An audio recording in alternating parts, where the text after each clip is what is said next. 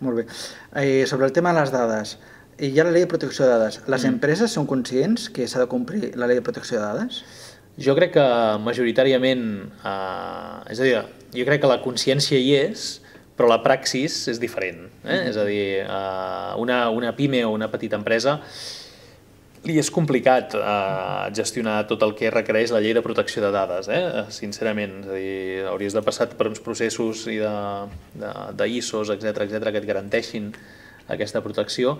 Per tant, jo crec que la consciència és, però això, no? Potser encara falta la pràctica, no?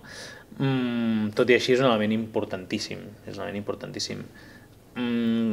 nosaltres estem acostumats, per tot el tema del que implica el màrqueting, que ens envien informació que a vegades no desitgem a casa, etc.